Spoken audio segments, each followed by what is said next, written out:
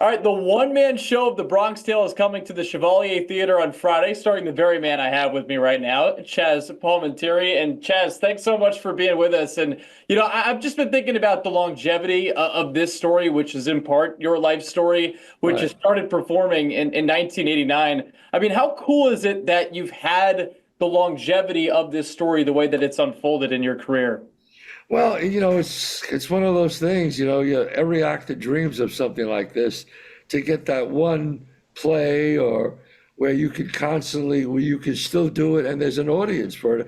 I mean, Bronx Tale, when I did it on Broadway, and I've been touring with it now for like over 30 years. Some years I'll do 20 dates, 30 dates. Lately, I've been doing a lot more dates because people just can't get enough of it. People see it 10 times, 20 times. It's insane. It really is. I mean, well, it's never been done before where an actor writer does the whole movie on stage. I mean, that's how the movie got made. People sometimes think the movie came first, then I did this. That's not true. Robert De Niro saw me do this. That's how the movie got made. And why do you think the story itself has been so adaptable, where you can do this whole story as the one man show, but then obviously it was made into a hit movie and then also a hit musical too? Yeah, it's just a great story. If you think about storytelling, it started when cavemen were sitting down, there was a fire, and they would sit around the fire and tell stories. So that's like the first form of actual theater. So I get up there with a chair, nothing else, just a chair, and I play all 18 characters. It was this idea I had in my head. And when I did it 30 something years ago, people thought I was crazy because nobody ever did it before or has since. And I performed it, and it became the hottest property in the world at the time when people saw it. It only happened twice where everybody wanted this one thing, Sly Stallone and Rocky and Bronx Tale with me. And they went up to 250,000, 500,000, a million, a million and a half.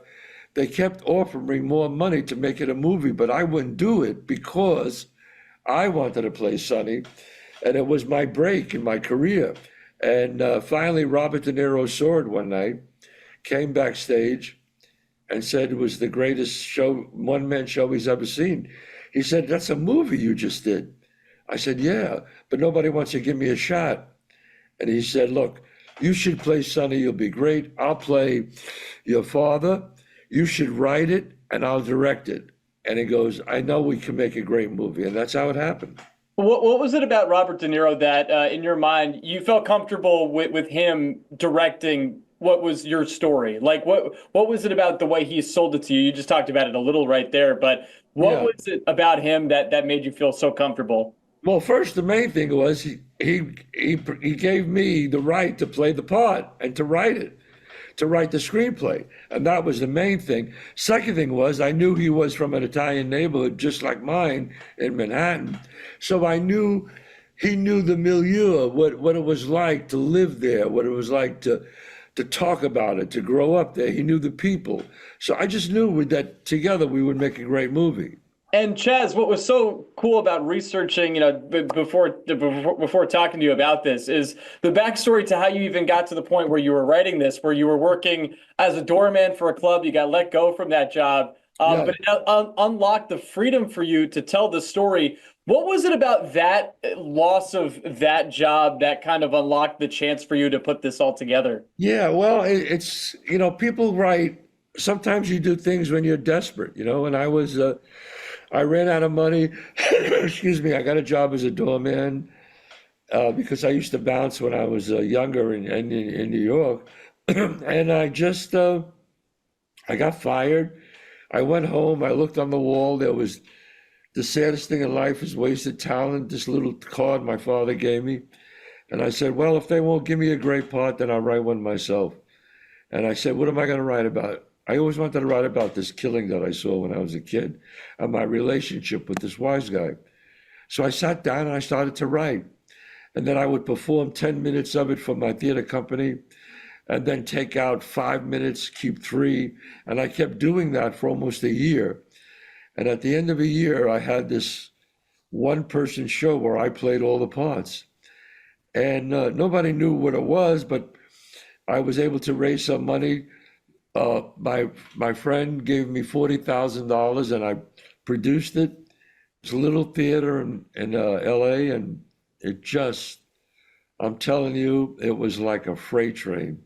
The world just exploded. People never seen anything like this before. Every writer, director, producer, studio head came to this little theater offering me millions of dollars after they saw the show. They had to have it. Burt Reynolds wanted to play Sonny, Robert Redford, Jack Nicholson, Al Pacino. They all came to see it, but I refused. I wanted to play Sonny, and there was no way somebody was going to take it from me. And that's the show you're going to see tomorrow night. Did you have that confidence, Chazz, like right from the get-go when you first put it up on the stage and you performed it, that this was going to happen? Like there were going to be people coming up to you, as many as you've already talked about? No, I didn't know that. I didn't know I was going to get offered millions of dollars. I knew it was really good. Yeah. That I did know. Because every time I did it, there was a standing ovation for 3 minutes. And so I knew it was really good. Did I know all that? No. But I was pleasantly surprised when all that happened. I have to ask, because I brought up the story. I mean, the reason you lost the job was because that job as a doorman was because you didn't recognize Swifty Lazar, who was this big agent that people didn't know. Did he ever find out that you became such a big star before he passed? He actually passed away. He actually passed away before I became famous after that. Yeah. You know, but he was the biggest agent in the world, and he's the one who got me fired. And hey, you know what? I'm okay. You know, he was a nasty guy, but I appreciate what he did.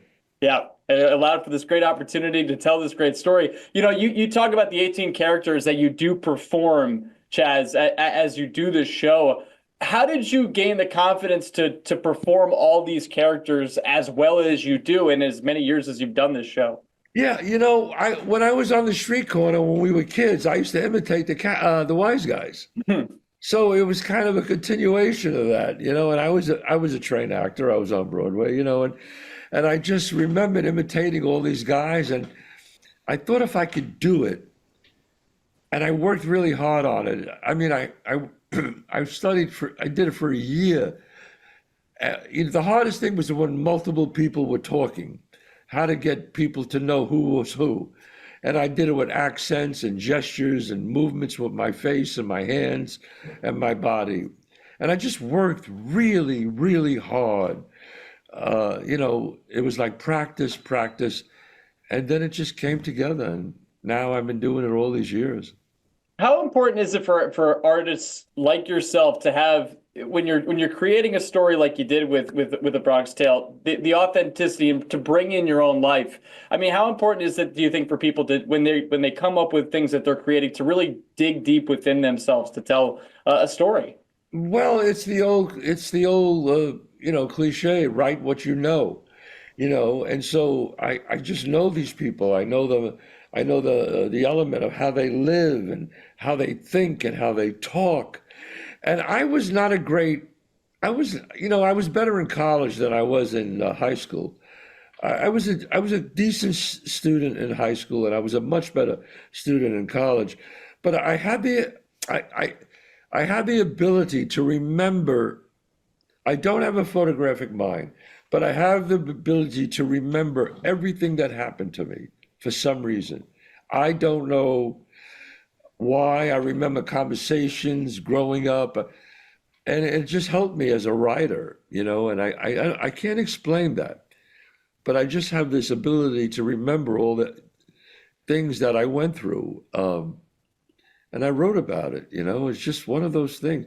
I think it was meant to happen. I think I'm a very much believer in God, and I think God said, this is what your destiny is, and this is what you're going to do. And how did I turn down almost $2 million when I had $200 in the bank? People ask me that question. I don't know.